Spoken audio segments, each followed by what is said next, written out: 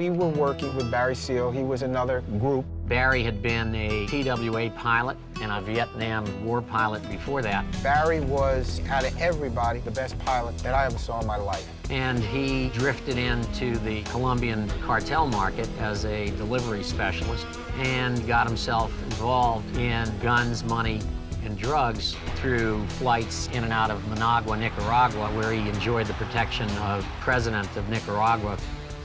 Barry Seal had the most incredible operation I'd ever seen. I'm not a drug smuggler. I say prove it. Barry was fearless. You know, 1,000, 1,500 kilos of coke was like a joke to him, and it was not a problem. Barry worked out of Louisiana. He'd work on the drop of a hat. He didn't care. He'd get in his plane and he'd go down there and he'd throw 1,000 kilos on the plane and he'd come back to Louisiana. He landed at a regular airport. He had a warehouse. They had ramps in the back that would open up and you could drive vehicles into them. You could put tons on these vehicles. Barry got busted on a load and didn't tell anybody. He cut himself a deal as a federal confidential informant. They would let him go and they would install cameras on the inside of his plane, and they wanted him to film an actual loading, bring the coke back here and the film back here.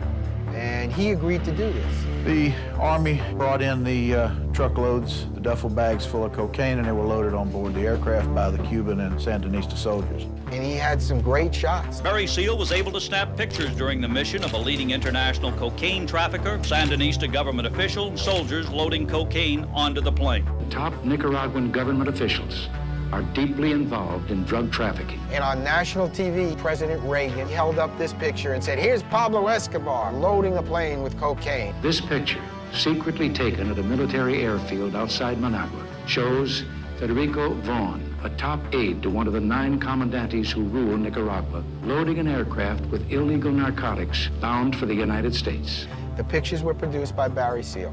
He has thus become the key witness in South Florida's most important drug cases.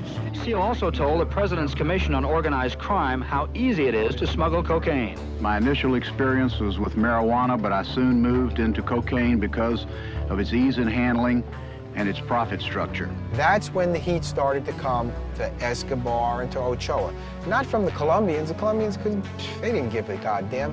But this government, who was giving Colombia money, started to put heat on them down there. Seal is already cooperating with drug agents in Miami, where he is a key witness in one of the most significant investigations in South Florida history. Meantime, there are still unanswered questions in the Baton Rouge investigation. There was a judge out in Baton Rouge, Louisiana, who just kind of didn't like the fact that a federal judge in Miami was going to be the final arbiter of Mr. Seal's fate.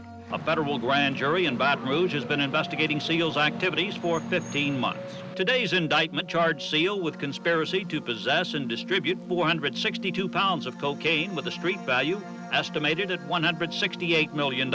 In return for Seal's cooperation, the Justice Department will allow him to plead guilty to the charges in today's indictment and receive what amounts to a slap on the wrist. I've reached exactly the type of settlement that I wanted to reach. Whether they're happy or not, you'll have to ask them.